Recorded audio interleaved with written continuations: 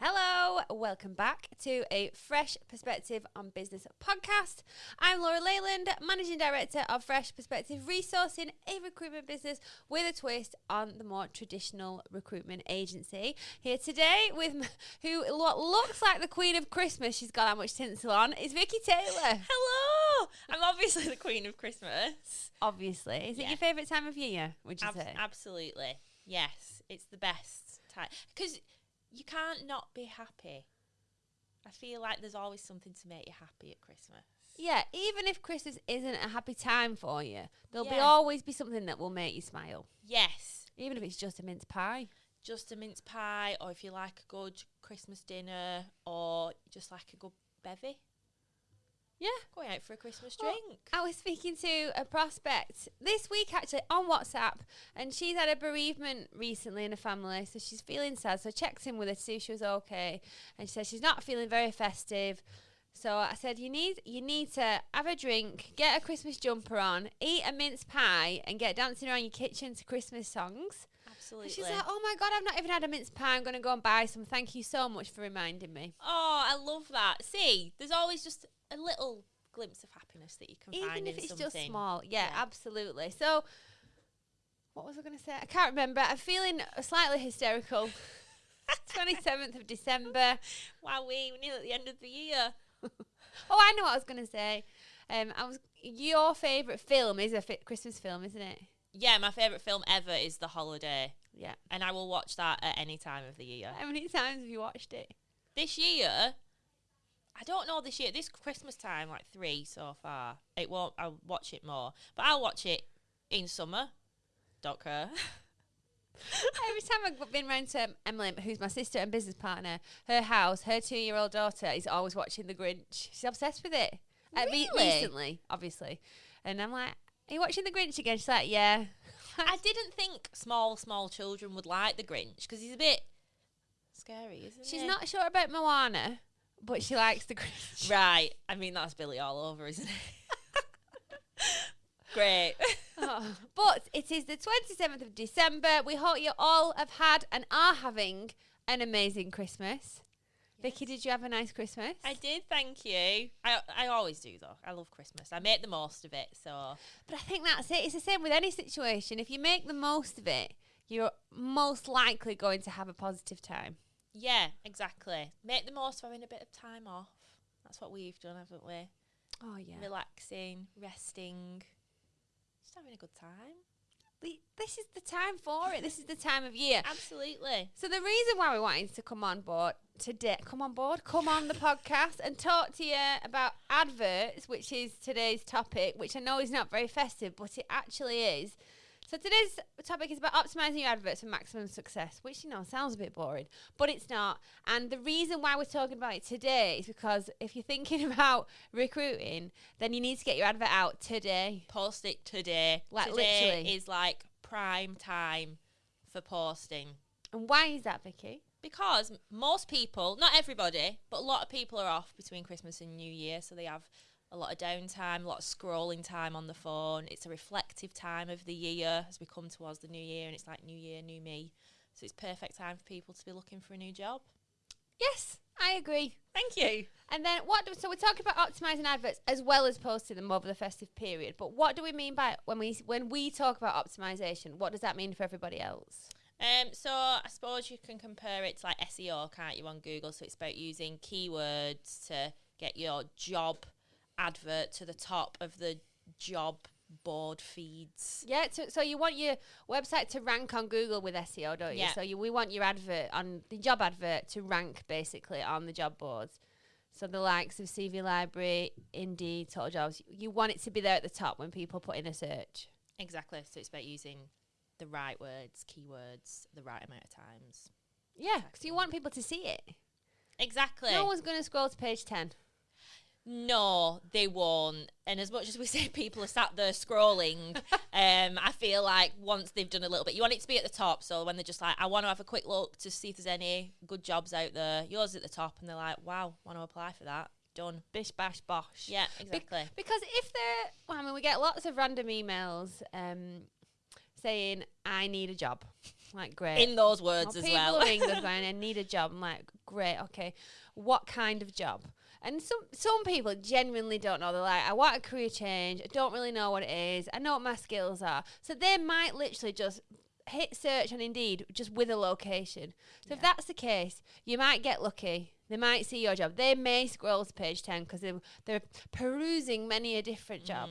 If they put in sales executive, no one's getting to page 10. Absolutely not. Because it's a specific set of search results for a specific job.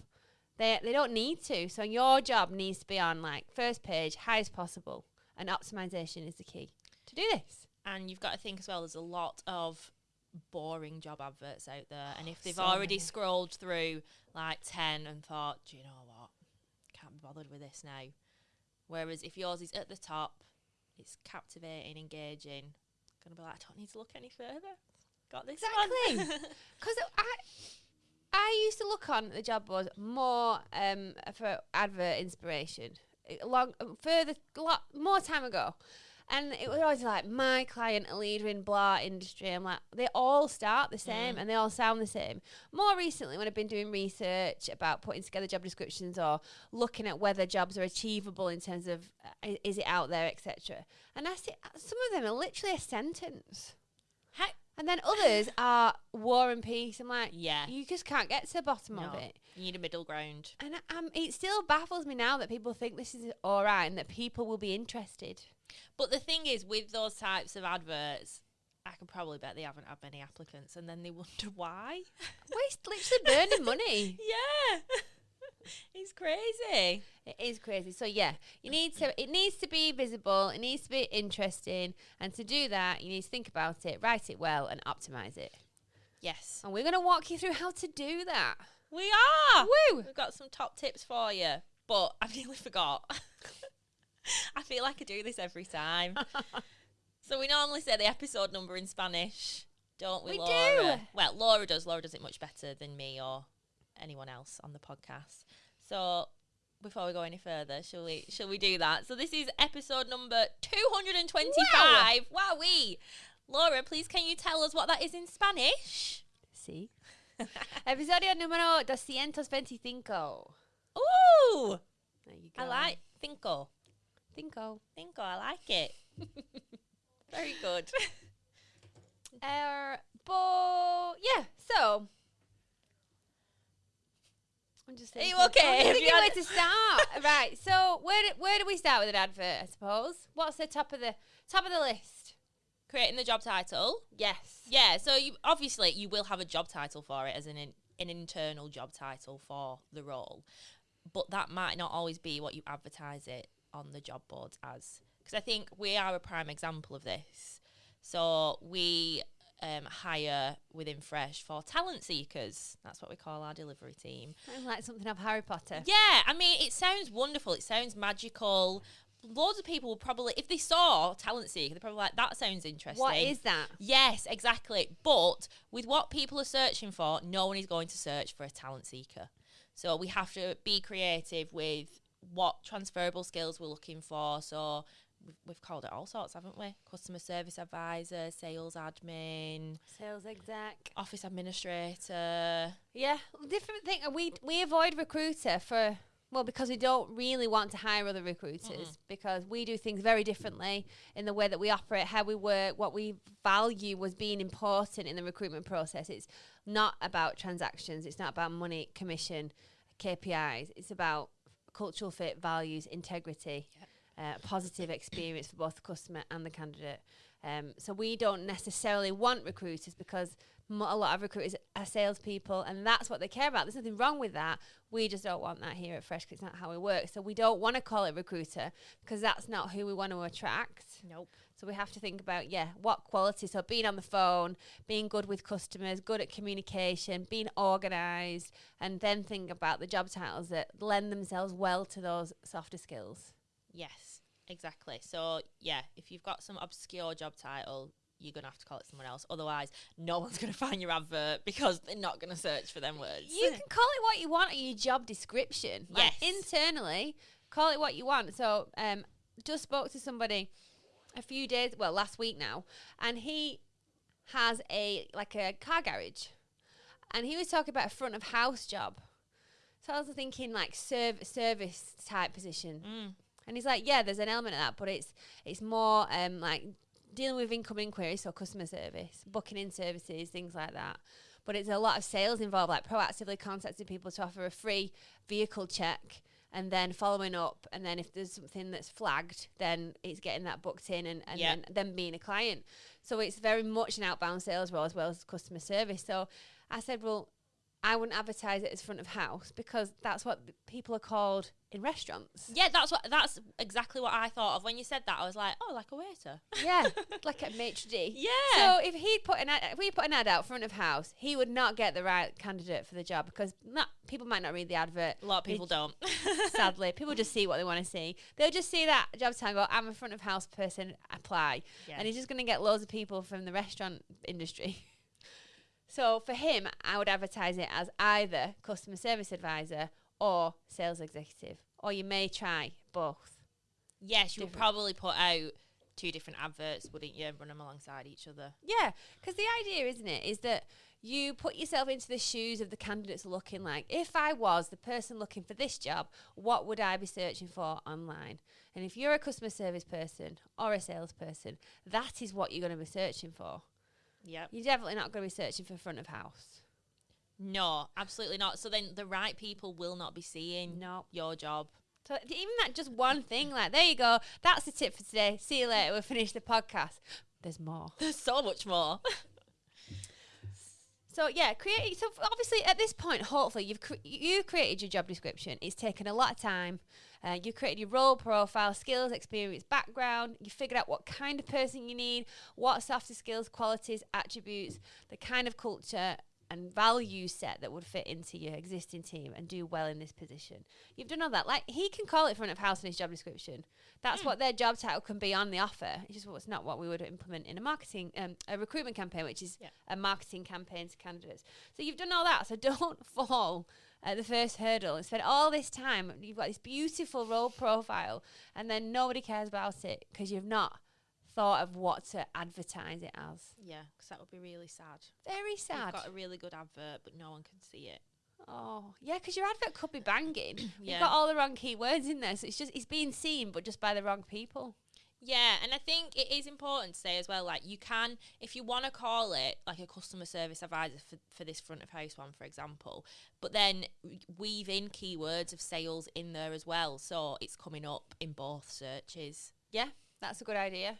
Good tip. Thank you. This guy was very understanding. He's like, oh my God, I never thought about it like that. I really appreciate that.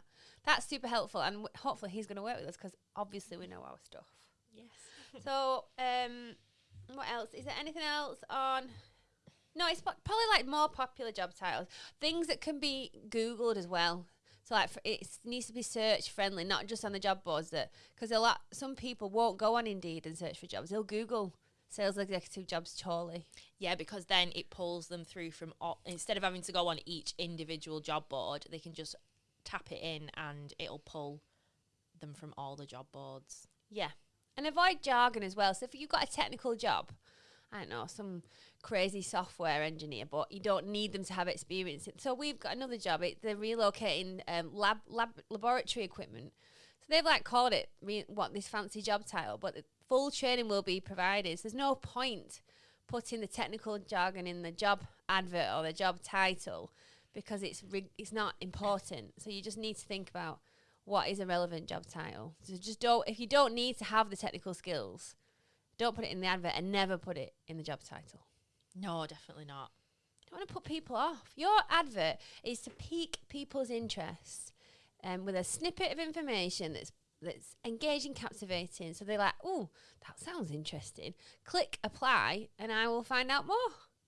Yeah. And then you can chat to them, or we'll chat to them for you, because obviously you're going to be working with Fresh on your recruitment, and then we'll send them the full job description as well as telling them about the job, or you can do that if sadly you're not working with Fresh. So you still give them everything in full, but the idea is to just capture someone's interest first. Yeah, you want them to apply, and then you can explain, like, this is the actual job title of it, type thing. Like if you were going on Tinder, you won't put your whole life story on there, do you? It's just a bio.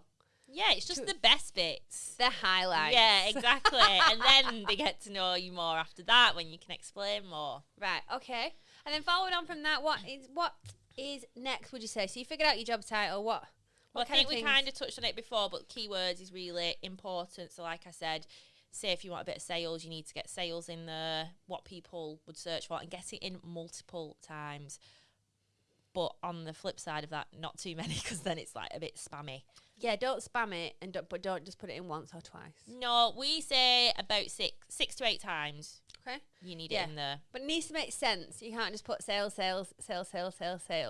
and then carry on with your advert, because it looks like you've had a bit of an episode. Yeah, it's about weaving it in. So like we will put a little bit in the top about what we're looking for, and then in the skills and experience we might mention something in there about it. So there are numerous ways you can fit it in without it sounding like you just, like you said, just going a bit crazy.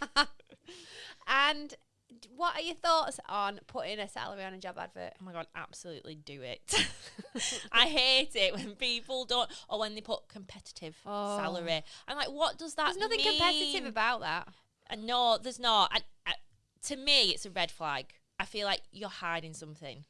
Or it's rubbish salary. That's what the first thought I think is, it's not a great salary, and you know that if you put it on, people won't apply for it. But people need to know, like, if they are someone who wants 40 grand and they see your advert and like, really like the look of that, but really what you're going to offer is 25, they would never apply. And then maybe they would apply and you'd speak to them and they're not going to want the job because it's just too far from what they want. Yeah, you're just wasting everyone's time. Yeah. Well, like, statistically, like, the data states that job adverts with a salary on perform much higher than ones without. So everyone will have a salary attached to their job, unless it's like an intern, unpaid. Yeah. And then maybe don't pay to advertise it. But yeah, so you will always have a salary. You have to put it on, because the implications of it, how it's perceived by candidates, is like Vicky just said, either it's a rubbish salary or they might think, what else did you say? I don't think I said anything else. And or it can be seen as though, you've got something to hide. Yeah. So, and what else it can, that something to hide could transpire as a lack of transparency or honesty, because they might think you don't want your existing team to see the salary, so these things are probably not the case, but those are the messages that not putting a salary on your advert has on the people you're trying to attract. And I just don't think you will not get the best candidates by not putting a salary on. It's just, big red flag. I could try and give real life examples, but if you're selling something on Facebook Marketplace, or the amount of times I'm like, how much is this? I'm like, this looks mega. I'm buying a bike for my niece for for Christmas.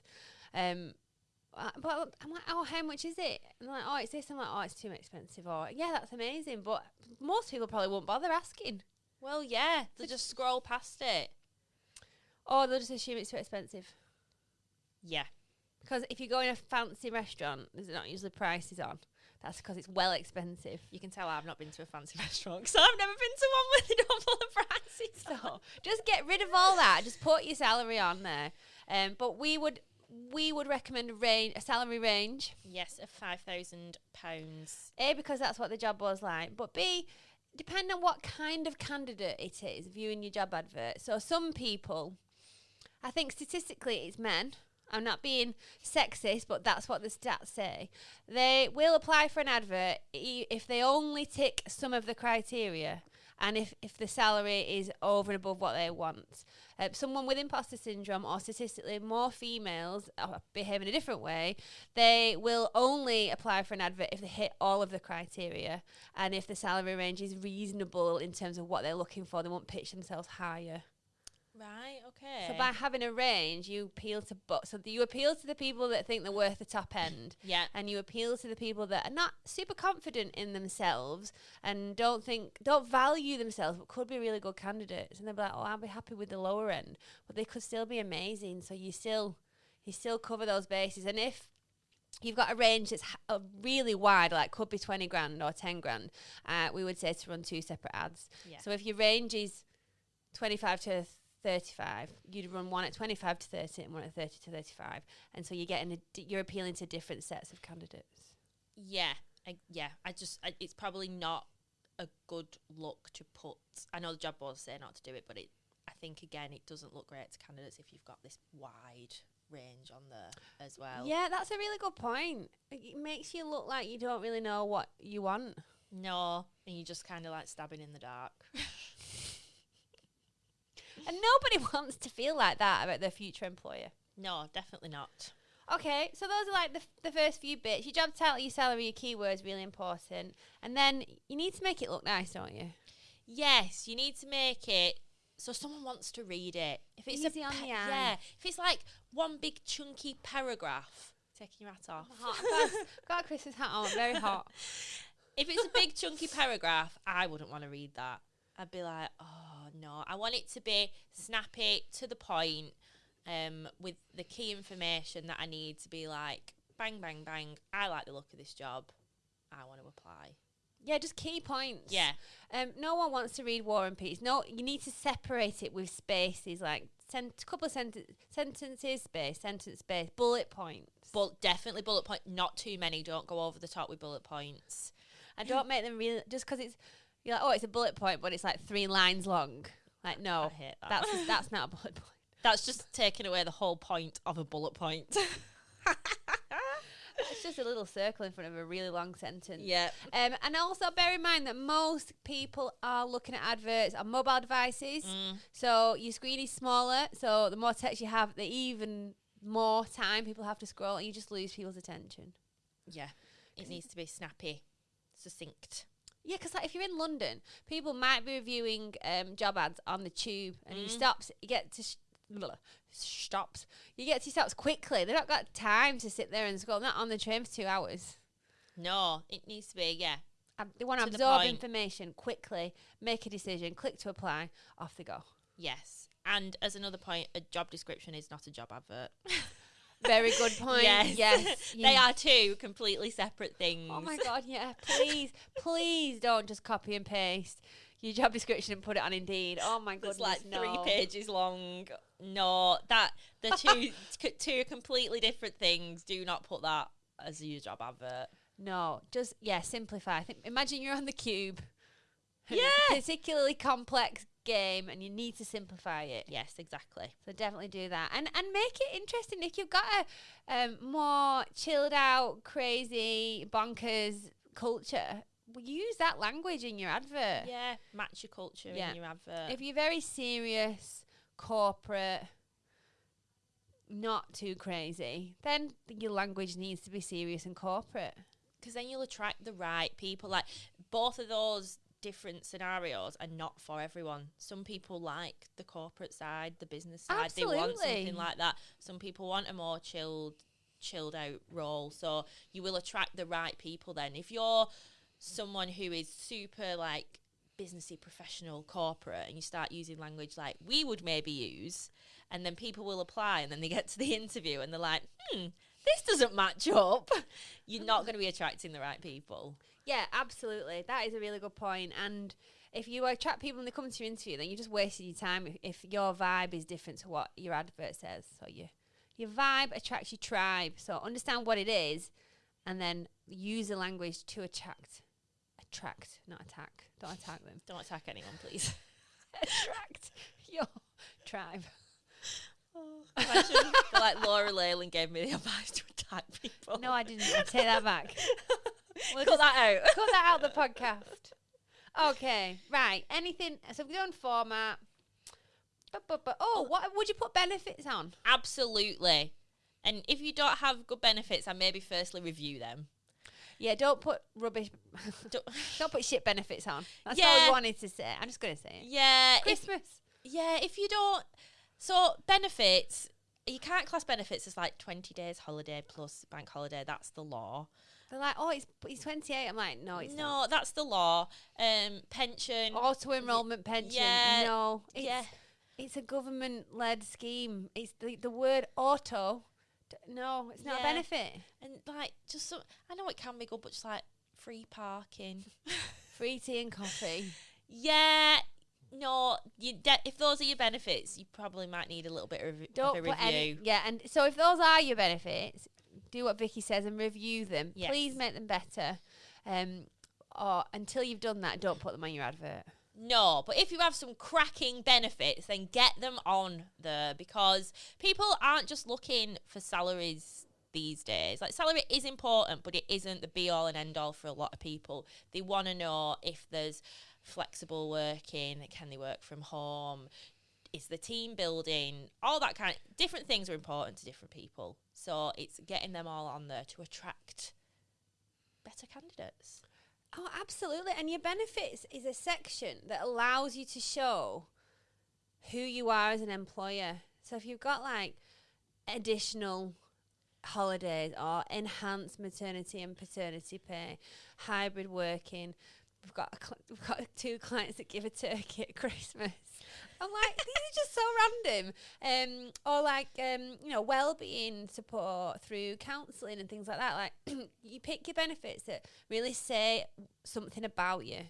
Yeah, I think they probably reflect what your values are, don't they? What your benefits are. I think that's a really good start for it, what your values are, and then follow that through into your benefits. And Andrea said yesterday when I was asking if I'd missed anything, she said put your best benefit at the top of the benefits list. Absolutely. If you start with a crap one, they're probably going to be like, oh, I know what's to follow through all this. Yeah, no, you've lost them. Yeah, exactly. So put your best one at the top, and then they're going to be like, wow, what else do these people offer? Bullet point your benefits as well. And how many would you share? Would you say like your top 4? 5. Okay, top 5. Top 5 benefits. Yeah, I would say so. And following on from benefits, obviously they want to know like what is in this for them. Will this job fit what they're looking for? Will it give them the financials that they need to live their lives? Do the benefits support who they are as people and what's important to them? And what is in it for them? What will they receive? The advert is nothing to do with you. Sorry, but it's not. If you were reading it, fine, but you aren't. You are not the writer. The writer of the advert, the employer. You are not the audience that it's created to attract. You're already there. Yeah. Yes, you are. So the advert is not about you. Sorry to be brutal and direct, but it's not. So the candidates you need to put in your advert what is in it for the candidates. Like, why should they give you the time of day? Apply to your advert, hopefully come to an interview, accept the job offer. Like, this is your moment to tell them. Yeah, absolutely. This is where you want to be. It's like what is it? Like peacocking. Oh, yeah. Yeah, you want to be like all your best bits. Feathers up. Yeah, you want all your best bits. Show all your little snazzy bits to all the candidates. That's what you want to be doing. So you need to be peacocking over... Strutting your stuff. Yeah, exactly. So all the best bits about your company and the job, get it on there because you want to attract the best peacocks. We haven't had a wine. I wish No, we had. it was an idea, but we decided against it. I forgot what I was going to say. I don't know. Oh my goodness. Oh yeah, that's it. I remembered. So instead of saying we this, we that, we're the best company ever, come and work for us, you need to use language like what you can expect in return, what you'll receive. Like, speak to them. Don't just be like, we're amazing, we're this, we're that. You're like, oh, these people switch off. Yeah, because they've probably seen it all before, haven't they? You need to stand out. Yeah, so you got language is really important, as we touched on before in terms of the kind of person. But you need to speak to someone. Like, if you're selling to a company, if you're in sales, you don't just ring them up going, we do this, we do that, no, we're amazing. And people just put the phone down. But you ask questions and you're like, oh, what the benefits of working with us, or what you can expect, how will positively impact you it's the same information. Yeah. But the way that you introduce it is different, so it lands with that person better instead of you just showing off and telling everybody how amazing you are when you don't even know if they want you. Yeah. What else is important, Vic? When we post? Yes, and where we post. So would you post a job advert on a Saturday night? No, because I don't know many people who would be searching for a job on a... I mean, there might be people out there, depending on what shift patterns people have. Yeah. But, I wouldn't post on a Friday or a Saturday. We find the best times to post are Sunday evening is prime time, but after that, Monday evening, Tuesday evening, because this is when people have got the Sunday dread. They don't want to go back to work. I've had it previously, not here at Fresh, but I have had it previously, and it's an awful feeling. People are sat there at home and they're like, I do not want to go to work tomorrow. They've not thought about work all weekend, and then Sunday comes along and they're like, I don't want to go to work. So they're like, right, let's look for a new job. Or they might go into work on Monday, have a pretty crap day, and be like, I don't like my job, so I'm going to look now. Yep, you're absolutely right. And that's what the stats say as well, that statistically, that's hard to say, that's when people are online, so that's where you need to be. Unless, like Vicky said, unless it's a specific job, different shift pattern, things like that, then that is different. So it's just having to think about, what are the hours of the job? What's the typical personality type, or kind of like your candidate avatar, like what's their life like, what do they do? Really think about it and think, if I was this person, this is when I'd probably look for a job. Yeah, because the advice for the Sunday evening is for your standard, like 9 to 5. Yes, Monday if it's a to night Friday shift, job. Yeah. That's no good, because they're going to be at work then. No. So you'd probably, I don't know, morning time when they're waking up after. Or when they come back from work in the morning. Yeah. So you just flip it 12 hours probably. Yeah. Oh, we never talked about that. No, we've not. Interesting. Clearly we've never had any jobs that are only night shift based. No. Using different job boards, research it. Like, obviously, Indeed, everybody knows. Yeah, but we do find that different industries and different job roles do better on different job boards. Okay, say more about this.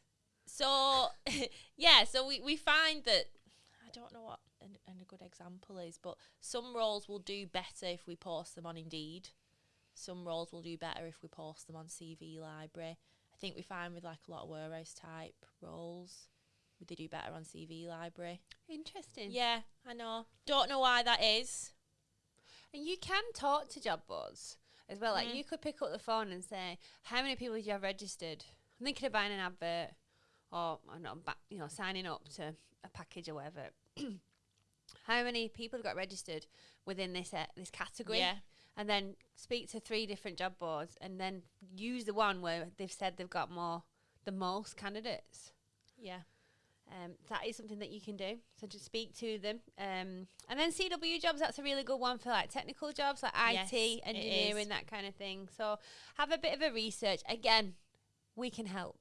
Yes. If you want some advice on writing an advert, where to post it, when to post it, we do offer recruitment training as well as actual recruitment services in terms of doing the recruitment for you. So we can train you on this element or any element of the recruitment process. If you do need some help, please contact us, and we would be delighted to pass on more detailed pearls of wisdom for you. I think that is that. We talked about everything, I would say. I think so. Just that people should post their adverts now. Post them now or tomorrow at the latest. Take advantage of people feeling reflective. New year, new me, new job. Yes, and having more time. Yeah, exactly. And you will. I mean, I'm really happy that a lot of people have taken on board our advice this year. We see every year we get busier and busier at this time of year. Like when I first started, we were busy like December time, but then every year we just get busier and busier. And like this year, I can't believe how busy it is. But that is because we've absolutely shouted from the rooftops about how you should start your recruitment now before the new year to get the best talent. Like most people will think, do you know what? It's Christmas, switching off. I'm going to wait till January. And January comes around, you get your advert out and you're competing against so many other companies who have thought the same thing. Oh my goodness, yeah. That's a really good point to make. Is that, every competition for talent in January is fierce. Yeah. Like it's a fight to the death. Yeah. So there may be some great talent still out there in January by the time that you post your advert out, but you're going to be fighting other companies for the best talent. Yeah, it will be absolutely. a war. It will be a war, the talent war. And thinking about it, actually listening to you, more and more people are going on holiday now in January. Yeah, so absolutely. It's not people think, everyone, it's in a really good time to recruit. It's probably not as good as it used to be. And as well, like, It's dry January. There's Veganuary.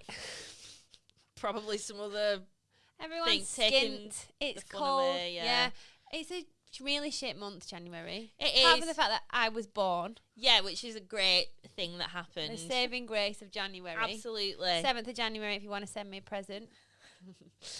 But it's not a happy month. It's long. People run out of money because they got paid early in December.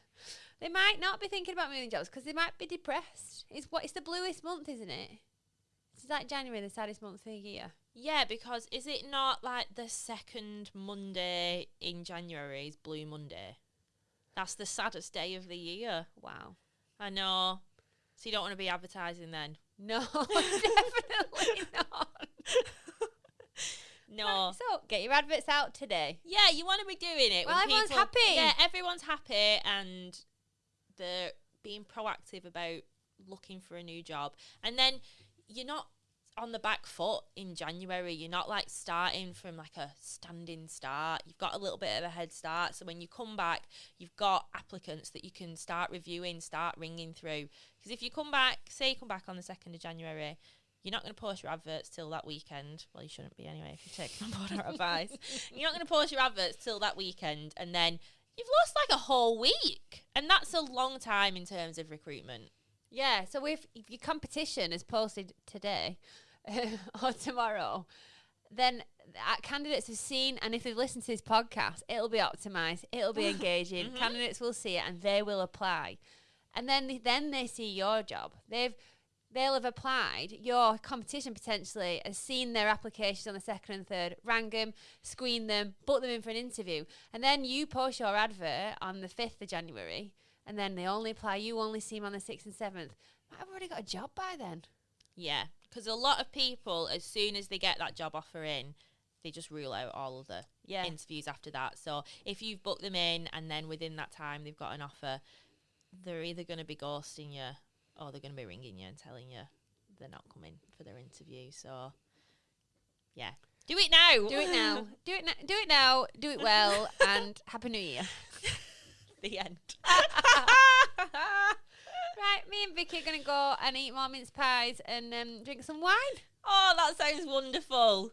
Before we do that, though, please, if you like this podcast, you find it informational, informative, and enjoyable, please tell the people about it. Follow us, leave us a review, check out our videos on YouTube, TikTok, Instagram, and you can also find us on Facebook and absolutely on LinkedIn. Yes, you will not miss us on LinkedIn. If you want to contact us, you can ring 01257 228 040. Go on the website, www.f for fresh, P for perspective, recruitment. No, resourcing! I read the word recruitment. I'm like, oh my God. fp-resourcing.co.uk. Sending people to the wrong website. No. It's clearly because I need wine. Yeah. And also, if you want to find us on LinkedIn, Vicky Taylor, Laura Leyland on LinkedIn, send us a connection request, drop us a message. We want to help you. We absolutely do. It's our favourite thing to do. There you go. There we go. Lovely. Well, Merry Christmas. Happy New Year. See you soon. Bye.